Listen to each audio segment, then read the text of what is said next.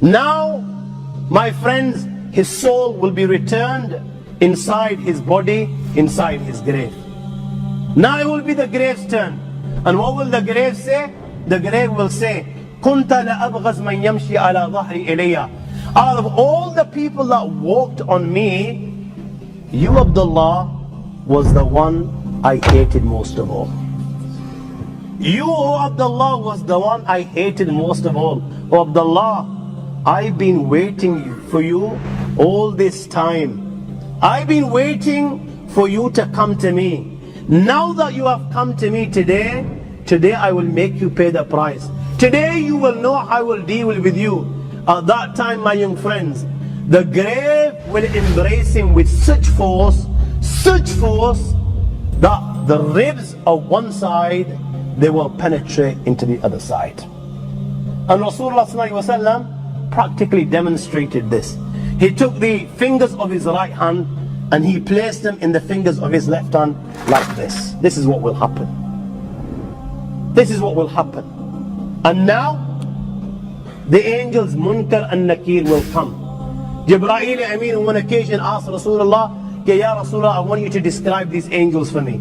So Nabi Kareem was told, okay, O Muhammad, without telling you the size of these angels, أبصارهما كالبرق الخاطف وأصواتهما كالرعد القاصف وأنيابهما كالصياص وأنفاسهما كاللهب يطعان في أشعارهما بين منكبي كل واحد منهما مسيرة كذا وكذا. أبصارهما كالبرق الخاطف, that their eyes glitter like lightning. Seen a flash of lightning? This is how their eyes glitter.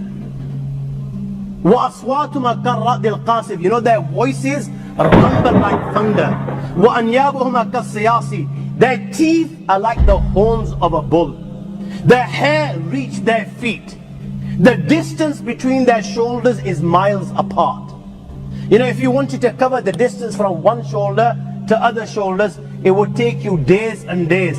كَنُّزِيَتْ مِنْهُمُ الرَّحْفَ وَالرَّحْمَ إِلَّا بِالْمُؤْمِنِينَ. Rasulullah was told that in these people, there is not even an ounce of mercy inside their hearts. Their mercy is only for the true believers. They will come to everyone. مَا كُلِّ وَاحِدٍ مِّنْهُمَا عَمُودٌ مِّنْ حَدِيدٍ لَوْ اجْتَمَعَ عَلَيْهِمْ مَنْ فِي الْأَرْضِ مَا حَرَّكُوهُ. Each one of them will carry a hammer of steel. My young friends, all those within the dunya, from the humankind and jinn kind, if they were to get together just to pick up one of these hammers, never mind moving it an inch, they will not be able to move it a millimeter. Not even a millimeter. They will come to him in his grave. They will reproach him. فَيَنْطَحِرَانِ انْتِحَارًا يَتَقَعْقَوْ مِنْهُ عِظَامُهُ وَتَغُولُ أَعْذَامٍ مَفَاصِلِهِ فَيَخِرَّ مَخْشِينَ عَلَيْهِ. They will reproach him in such a manner, Allah protect, that every bone in his body will begin to crack. Every bone, they will reproach him. He will faint. When he comes round, they will ask the three questions. Man rabbuk? Ma dinuk? Man hadha rajul? Ya hadha, i'rif makanak. Recognize where you are. Look around you. The dunya has come to an end. You are now inside the grave. Tell us, Man rabbuk? Who is your Lord? Now you and I were sitting here and we're thinking, yeah, yar, I read the kalima la ilaha illallah Muhammad Rasulullah. Who doesn't know the answer to these? Who doesn't know the answer to these? My Lord is Allah, my deen is Islam, and this man is Muhammad. Who doesn't? These are simple. My young friends, you know, in there, if you haven't lived a life according to the teachings of Allah and His Rasul Sallallahu Alaihi Wasallam, you know what? Just as those that wine and dine whilst they're alive are whining and dining on deathbed, and rather reading the kalima la ilaha illallah, they're uttering nonsense like give me intoxicants to drink. If you've spent a life like this, when these angels ask you these simple questions, and indeed they are simple questions, my friends, you will not have the answer. Now this guy was whining and dining. You know, when the question is asked, Man rabbuk, who is your Lord? What do you think he will say? Allah says in the Quran, أَرَأَيْتَ مَنِ اتَّخَذَ إِلَهُ هَوَاهُ. You know, he was one of those, his God, his Lord was his desire. He didn't listen to Allah, he didn't follow the teachings of Rasulullah, he was following his desires. His desire was saying, you know what, this girl's absolutely, she's dynamite, she's beautiful, go for her. He was going for her. His nafs was saying, forget salah, yeah? Let's go chill with the boys, hang out on the street corners. He was doing this. His nafs was saying, you know what, it's not too bad to have a tablet or two, enjoy yourself. You know, you've only got 10, 15 years, life's to enjoy. That's what he was doing. He was listening to every single thing that his nafs was saying. This was his God, so what is he going to say? La ha la adri, I don't know. We'll ask him. They're going to ask him, Ma deen, what's your deen? There was no deen in his life, yeah? You know, he believed that, you know, you turn to Allah when you're 70. You know, when you can't pull anymore, you've got nowhere to go. You know, bones are cracking, you've got arthritis, you know, you become weak, wrinkles on your faces. This is what he believed, that you go for Hajj at that age. Till then, you know, you enjoy. So what's he going to say? What's your deen? There was no deen in his life. He was just a chiller. Man hadha rajul. Who was this man? He didn't know who Muhammad sallallahu alaihi wasallam was. He read the kalima la ilaha, but he didn't know who Muhammad was. He never followed Muhammad sallallahu alaihi wasallam. He used to follow the likes of, you know, Ronaldos and the Messis, the Ronaldinhos. He used to follow people like, you know, the movie stars, these pop stars, you know, the way they were combing their hair, the walking the walk and talking the talk and the clothes and the cars, you name it. For him, they were the role models. What's he going to turn on? What's he going to say? He's going to have an answer. Ha la adri. And at that time, my friends, فَيَضْرِبَانِهِ ضَرْبَةً يَتَتَايَرُ الشَّرَرُ فِي قَبْرِهِ. They will strike him with that mace with such force, my young friends, that the sparks will spread throughout the grave. Sparks will spread, and it will be said to him, look above, and a door will be opened to paradise. He will look above, he will saw, the door will be opened to paradise. He will be able to see paradise. He will be able to see the blessings of paradise. And it will be said, Ya adu Allah, O enemy of Allah, Hada manziluk law ata'ta Allah. How do you worship Allah? Then this was your abode. But you didn't. Rasulullah sallallahu alaihi wasallam at that time swore by his life. Walladhi nafsi biyadih. He swore by his life, you know, at that time. He will feel such regret, the likes of which he's never felt before. You know, that's when reality will come before his eyes. You know, he's seeing Jahannam, and he knows now that he's been deprived. He knows what's going to happen thereafter. At that time, Rasulullah swore by his life that that individual will feel such regret, the likes of which he's never felt before. A door will be open towards hell, and it will be said, O adu Allah, هذا منزلك لما عصيت Allah. O enemy of Allah, this is your abode because you disobeyed Allah.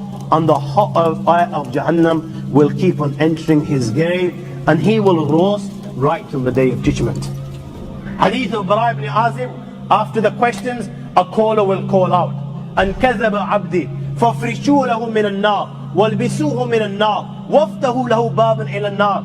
Give him the clothes of Jahannam, give him the bedding of Jahannam, and open a door towards Jahannam for him. Thereafter, a man will come inside his grave. قبيح الوجه قبيح الثياب منتن الريح. This man is ugly of face, his clothes are ugly, he stinks.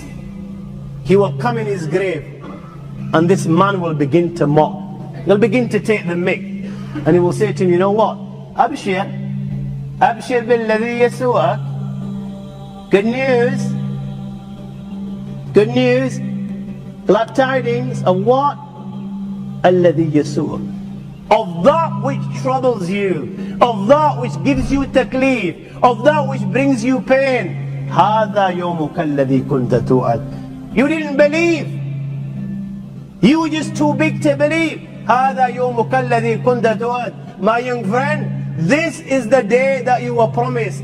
Allah mentioned it in the Quran, what your outcome will be if you reject. Rasulullah mentioned it in hundreds of hadiths, what your outcome will be if you reject. The A'imma on every Jummah would remind you of the consequences. In gatherings like this, you were reminded of these consequences. But you refused to believe. You didn't believe that you were going to die. You didn't believe there will be accountability. You didn't believe that the angel will come. Today, you will pay the price.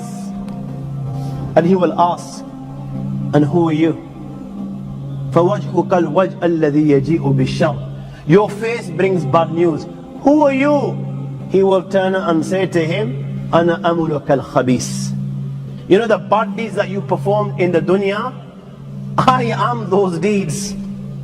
Allah has given me a body so that you can see what you did in the dunya. And my friends, when he can see his deeds before him in the form of a body, black body which literally stinks, which black clothing, my friends, he will begin to beg the Almighty Allah. He will now know what's going to happen, my friends, and he will begin to beg the Almighty Allah, Wallah, Rabbi la tuqim as-sa'a, Rabbi la tuqim as-sa'a. Wallah, I beg you, do not bring the final hour. Do not bring the final hour, because he knows that whatever happens thereafter will be 1,000,000 times more severe, and it will keep on increasing and increasing and increasing, and there is no end. Hadith of Bara ibn Azib says, فَيُقَيِّدْ لَهُ أَسَبْ أَبْكَمْ. Thereafter, a blind and deaf tormentor will be appointed to torment him.